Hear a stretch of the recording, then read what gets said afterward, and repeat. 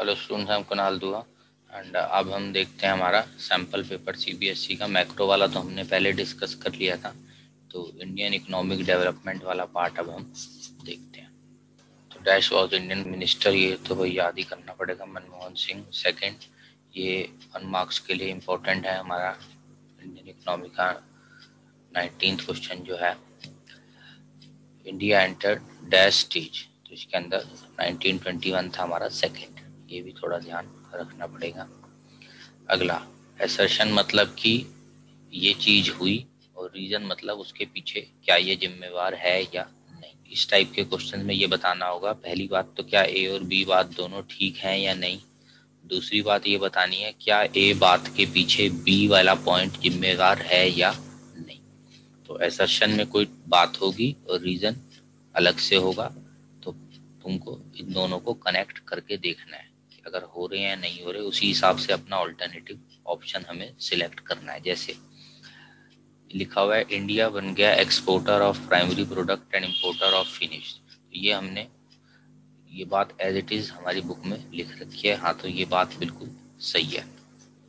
Second बात, restrictive policies of commodity production और ये सब, इन्होंने इंडिया का एडवर्सली इफेक्ट मतलब नुकसान किया था, तो ये बात भी हमारी ठीक है। तो बातें दोनों ठीक हैं और रीजन भी ए के पीछे काला, ये जो गिवन है ये बिल्कुल ठीक है कि उनकी उल्टी सीधी पॉलिसी से अंग्रेजों के चक्कर में हम बन गए थे एक्सपोर्टर ऑफ रॉ मटेरियल और इंपोर्टर ऑफ फिनिश्ड। तो आंसर में अब हमें यही बात देनी है, मतलब दोनों बातें ठीक बोली हैं एंड रीजन भी करेक्ट एक्सप्लेनेशन वाला है। अच्छा, और देखते हैं इसका सेकंड पार्ट। बात क्या है, major policy initiatives land reform ये सब, इससे इंडिया सफिशिएंट बन गया, बिल्कुल ठीक बात है ये।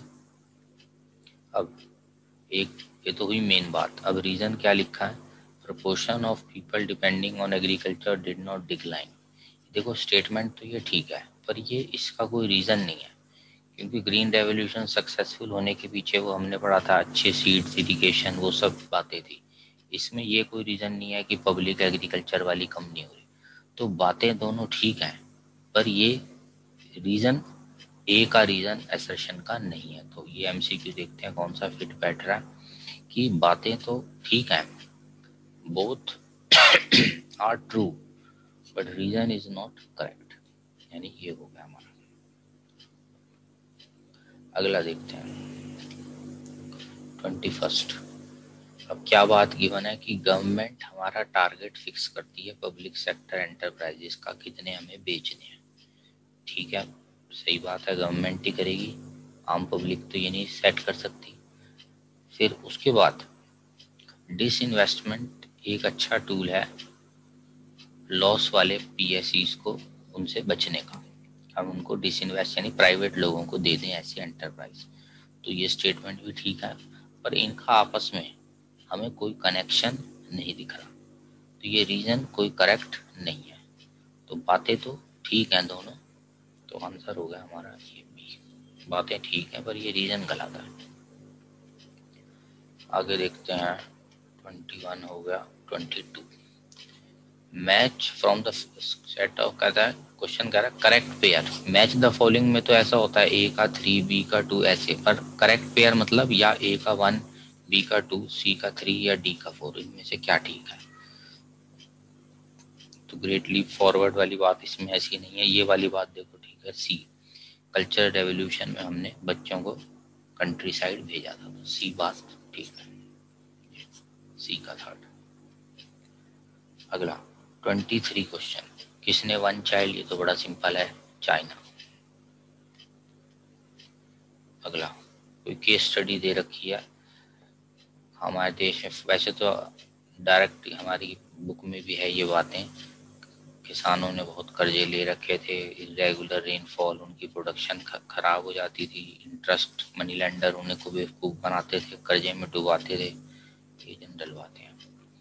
अब अनसर्टेनिटी ऑफ इनकम क्यों हुई, तो 24th में हो गया हमारा, अभी हमने ऊपर पढ़ा, इरेगुलर रेनफॉल। डेब्ट waiver schemes reduce the burden of, debts waiver नाम से पता चल रहा है इनडेटनेस।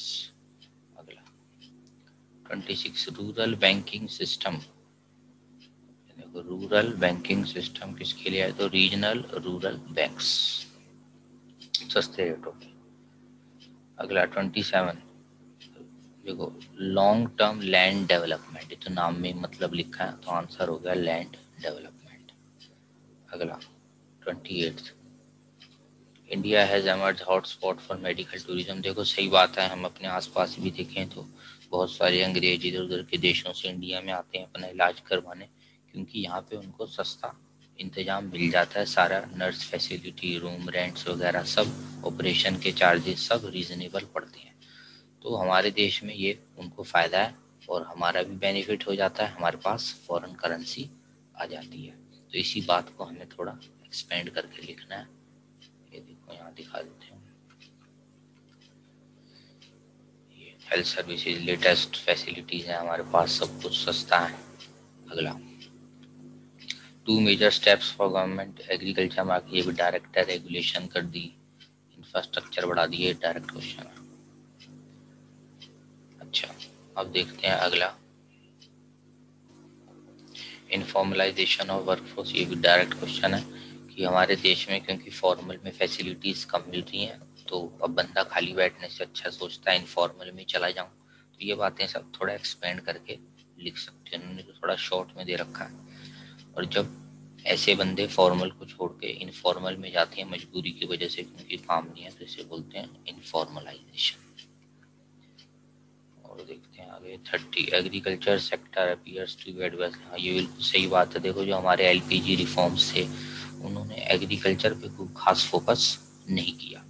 अब इसमें हमें वो पॉइंट्स बताने हैं क्या, जैसे इंफ्रास्ट्रक्चर इरिगेशन वगैरह पे उन्होंने नहीं कुछ करा, सब्सिडी और हटा दी, तो किसानों को महंगे फर्टिलाइजर मिलने लगा, उससे उनकी कॉस्ट बढ़ गई। और क्योंकि लिबरलाइजेशन कर दिया तो बाहर से प्रोडक्ट्स इंडिया में आने लग गए, प्रोडक्ट्स इंडिया में आने लग गए तो जो हमारे लोकल प्रोड्यूसर्स थे उनके लिए कंपटीशन बढ़ गया, तो वो कॉम्पीट नहीं कर पाए, इंपोर्ट ड्यूटीज कम हो गई, तो इसलिए इंपोर्टेड माल सस्ता मिला, हमारे डोमेस्टिक जो एग्रीकल्चर सेक्टर के हमारे लोकल जो फार्मर्स थे उनको कॉम्पीट करना भारी पड़ रहा था, क्योंकि सस्ता माल बाहर से आ रहा था तो नुकसान हो रहा था।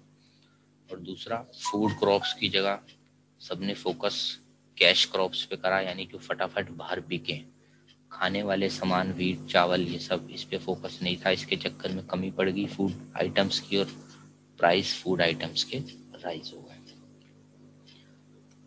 और देखते हैं अगला 31, तो यहाँ लिखा है आत्मनिर्भर Bharat roots of Indian planning self reliance. तो देखो हमने स्टार्टिंग में ही 51 में जब हमारी प्लानिंग का हमने काम स्टार्ट किया था तो टारगेट रखा था जिसकी शॉर्टकट हमने बनाई हुई थी जेम्स, GEMS।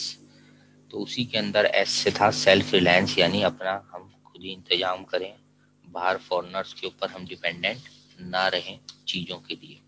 तो ये बात हमने स्टार्टिंग में भी देखी थी 50s के आसपास जब स्टार्ट किया था हमने अपनी प्लानिंग, और ये बात हमने अभी भी आत्मनिर्भर भारत भी इसी से ही कनेक्टेड है। तो ये बात बिल्कुल सही है। ये लिख रखा है फॉरेनर्स पे हमारी डिपेंडेंसी ना रहे। आजकल भी अगर तुम देखो तो मोदी का यही फोकस है कि चाइनीज चीज़ों को हम कम करें, अपने देश में ही सब फैक्ट्रियाँ वगैरह सब यहीं पे ही बनाएं। यही बात यहाँ लिख रखी है, आत्मनिर्भर Bharat self reliant and self sufficient हो। देखो मजबूरी वाली चीज़ है, वो तो मंगाएंगे ही, पेट्रोल डीजल टाइप मजबूरी जो हम कर ही नहीं सकते इंतजाम। बाकी जो कर सकते हैं वो हम अपने देश में रहकर ही अपने यहाँ के लोकल बिजनेसमैन को प्रमोट करें, बेनिफिट्स दें, सब्सिडी दें, ताकि सब काम इंडिया में ही हो, प्रोडक्शन मैक्सिमम। अगला फाइनेंशियल सेक्टर में रिफॉर्म्स, ये डायरेक्ट क्वेश्चन है। आरबीआई को सिर्फ हेल्प या फैसिलिटेटर पर्पस दिया गया, कंट्रोल नहीं करना उसको, और प्राइवेट बैंक्स को एनकरेज किया गया। अभी देखो टेबल एनालिसिस, मैंने कुछ टेस्ट सीरीज वाले फोल्डर में भी कुछ वीडियोस डाली थी, उसमें भी टेबल एनालिसिस के क्वेश्चन दिए थे, वो वेरी इंपॉर्टेंट है, जिसने ना किया वो देख लेना। वीडियोस के अंदर जाके टेस्ट सीरीज करके फोल्डर है, वहाँ पे इंडियन इकोनॉमिक डेवलपमेंट के टेबल एनालिसिस के क्वेश्चंस कई कवर पहले भी करे हैं, वो ध्यान से देखना।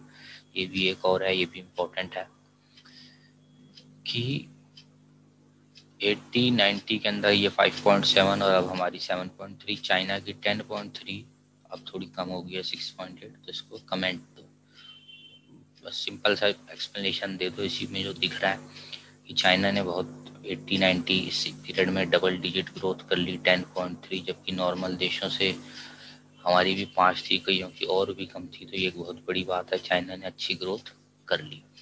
पर बाद में अगर हम 2015-17 को देखें तो इंडिया तो थोड़ा सा बढ़ गया, देखो 5 से 7 की रेंज, पर चाइना की थोड़ी जो जीडीपी है वो कम हो गई है। देखो एक चीज़ हमेशा ध्यान रखना, जो स्मॉल इकॉनमी है उसको ग्रो करना इजी है। मान लो कोई 1 ट्रिलियन की इकॉनमी है, इसको 10% ग्रो करना है तो वो होगा 0.1। कोई इकॉनमी है ही 20 ट्रिलियन की, उसको 10% ग्रो करना है तो इसका मतलब वो हो गया 2 ट्रिलियन की जंप। तो ये 2 ट्रिलियन इसके लिए बहुत बड़ा है, इसके लिए 0.1 अचीव करना इजी है। यानी जितना साइज बड़ा होता जाता है उतना फिर परसेंटेज ग्रोथ अचीव करना ज़्यादा वो थोड़ा मुश्किल हो जाता है। छोटी को तो देखो, थोड़े से ही 1 ट्रिलियन वाले को 10% बढ़ाना है तो सिर्फ 0.1 ट्रिलियन प्रोडक्शन बढ़ा दो, बड़े को 10% बढ़ाना थोड़ा मुश्किल हो जाता है। तो वही बात यहाँ लिखी है कि चाइना ने फिर भी इतना कर लिया, वो भी एक बड़ी अचीवमेंट है। अगला देखते हैं 33, रेट ऑफ एक्सट्रैक्शन ज़्यादा है। ये तो देखो डायरेक्ट क्वेश्चन ही है कि हमारा जितना हम एक्सट्रैक्ट कर रहे हैं उसका रेट कम हो, रीजन रेट वाला रेट ज़्यादा हो, वरना गड़बड़ हो जाएगी, सारा सिस्टम खराब हो जाता है। कैलोरी बेस्ड नॉर्म, ये भी बिल्कुल ठीक बात है, क्योंकि कैलोरी में तो हम सिर्फ ये देखते हैं भाई इतने उसने कैलोरीज मिल गई तो समझ लो वो पुअर नहीं है, ये कोई अच्छा नहीं है। क्योंकि हम यहाँ पर एजुकेशन क्या है, हेल्थ क्या है, ये देखो यहाँ से लिख रखा है, वो तो हमने कंसीडर किया ही नहीं। हम तो सिर्फ कैलोरीज को देख रहे हैं, ये बात सही नहीं है। अमीर है गरीब है इसके लिए और चीज़ें भी हमें ध्यान में रखनी चाहिए। और ये पहला वाला हो गया डायरेक्ट है, सिंपल। अगर एनवायरनमेंट को बचा के रखना है तो उतना ही एक्सट्रैक्ट करो जितना कुदरत जनरेट भी कर पाए। अच्छा अगला, ये मैंने छोटे वाले टेस्टों में भी पहले दिया हुआ था क्वेश्चन, वही क्वेश्चन है।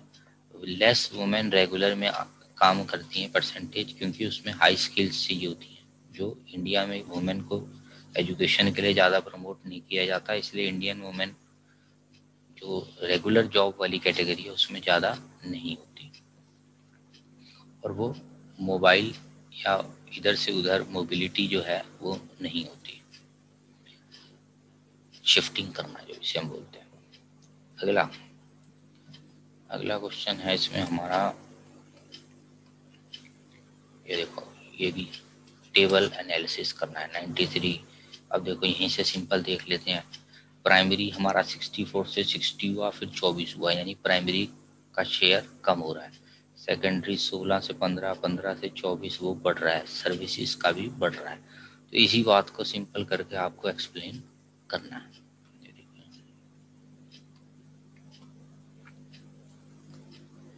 प्राइमरी मेन बात है हमारा कम हो रहा है, सेकेंडरी और टर्शियरी हमारा बढ़ रहा है, और ये एक अच्छी बात है देश के लिए। अगला 34, ट्रू फॉल्स। इंडिपेंडेंस के बाद benefit trickle down to lowest bottom, यानी सबसे गरीब को भी हमें हमारे देश में बेनिफिट मिला है, तो ये बात गलत है। बेनिफिट ज़्यादातर ऊपर के लोगों को, अमीरों को मिला है, एकदम गरीब लो लेवल बंदों को ज़्यादा बेनिफिट हमारे देश में नहीं मिला जो भी ग्रोथ हुई है।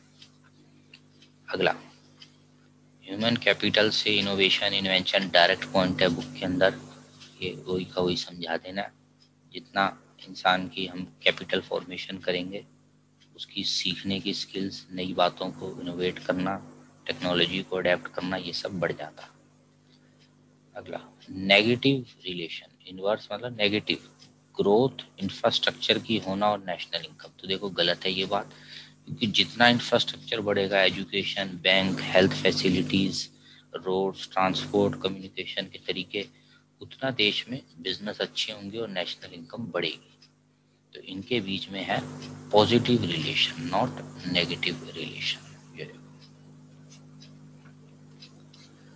ये था हमारा सीबीएसई का सैंपल पेपर।